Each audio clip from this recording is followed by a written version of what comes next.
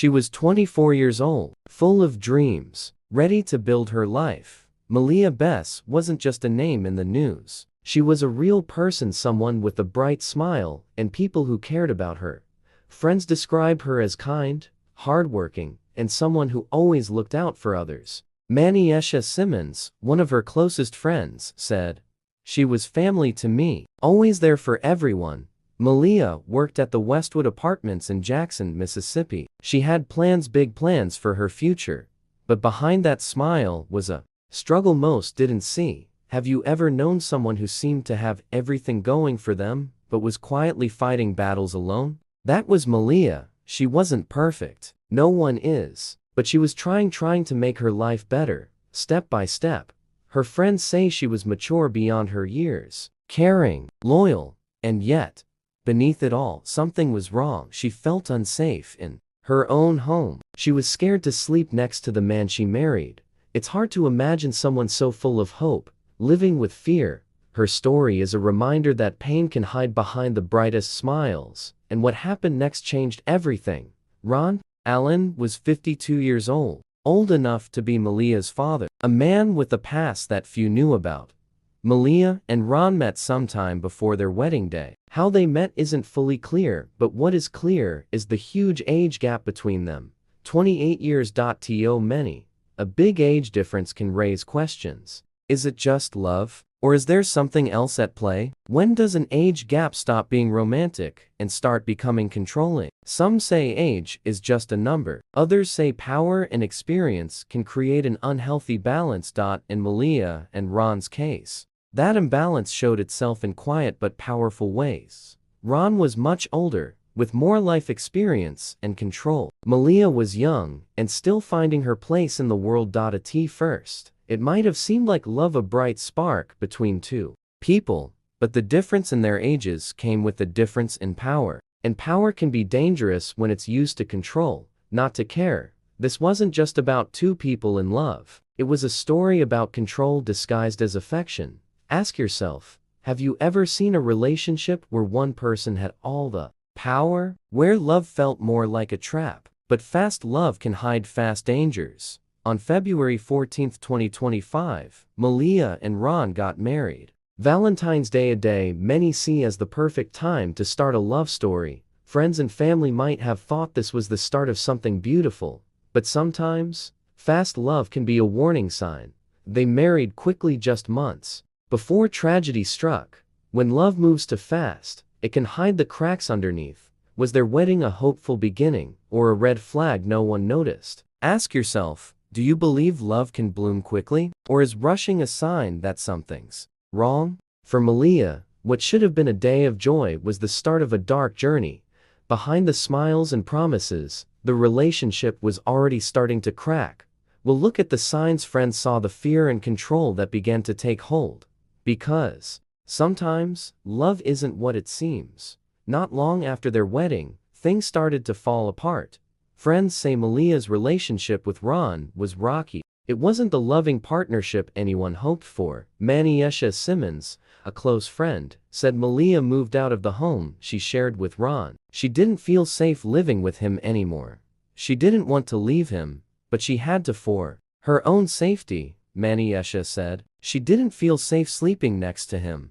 Ron started showing up uninvited. He harassed Maleah at her job at the Westwood Apartments. Friends noticed the change. What was once hope and love turned into control and fear. One of Maleah's roommates even said Ron came to her house just a day before the shooting. But at that moment, no one saw the danger. Have you ever watched someone stay in a relationship you knew was wrong? Maybe they hoped things would get better, or they felt trapped. That's how it was for Maleah. She was caught between love and fear. But the cracks kept growing, and no one acted soon enough. Maleah knew she needed to get away. She moved out of the home she shared with Ron. She wanted to feel safe again, but Ron didn't want to let her go. He started showing up uninvited at her job, at her friends' houses. Friends say he was desperate to fix things, but his visits only made things worse. Instead of peace, Maleah felt fear. One of her roommates said Ron was at her house just the day before the shooting. He seemed calm and normal. No one saw the warning signs that day. Leaving an abusive relationship is often the most dangerous time for someone like Maleah. That's because when abusers lose control, they can become more violent. They don't want to lose the person they control. Maleah was trying to take back her life, but that choice put her in more danger than ever. The day before the tragedy, Ron Allen visited a friend's house. He seemed calm, normal, nothing out of place. Friends talked with him, hoping he and Maleah could work things out. No one sensed the danger lurking beneath the surface. But the next morning, everything changed.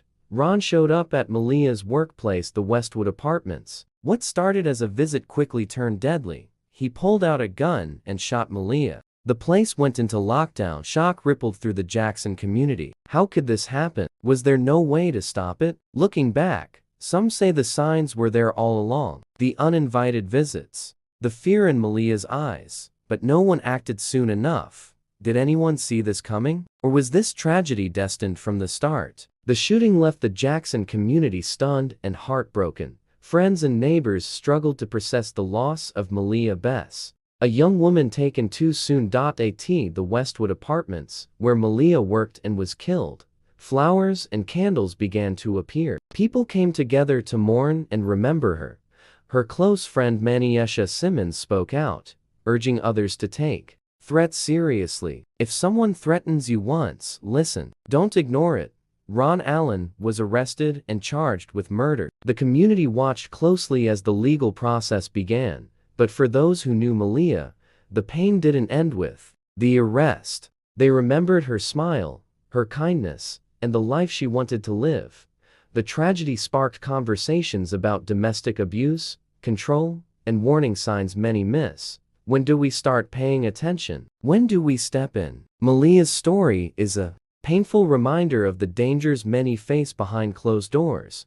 Maleah's story is about more than just one tragedy. It's about power, control, and manipulation. Ron Allen was 52. Maleah was 24. That 28-year age gap wasn't just a number, it was a sign of imbalance. When one person has much more power, life experience, and control, it can lead to grooming and abuse. Grooming is when someone builds trust just to control and hurt later. It's often quiet, hidden behind charm or love. This case raises hard questions. Would things have been different if Ron was closer to Maleah's age? Would she have stayed safe? Age gaps can be complicated. Sometimes they hide dangerous control. What would you say to a friend dating someone twice their age? Would you warn them? Talking openly about these issues helps others see the warning signs early. Maleah's story isn't just about what happened to her. It's a warning for all of us. Maleah Bess was more than a tragic headline. She was a daughter, a friend, a woman, with dreams and a bright future. Her smile, her kindness, the way she cared for others, that's the real Maleah. Friends remember her as someone mature beyond her years. Someone who gave love and expected safety in return. Her life was cut short, but her story lives on. How do we honor someone whose life was stolen too soon? By remembering her as a whole person, not just a victim. By listening to the warning signs she couldn't escape, and by speaking up when we see someone in danger. Maleah's story is a call to action. To protect those trapped in abuse, to support those trying to leave. Her legacy is a reminder. Every life matters. Every warning counts. If you or someone you know feels unsafe, listen to that feeling. Trust your gut. You are not overreacting. You are not alone. Leaving an abusive situation can be dangerous, but staying silent can be even worse. Speak up. Reach out for help. Talk to friends, family, or a professional.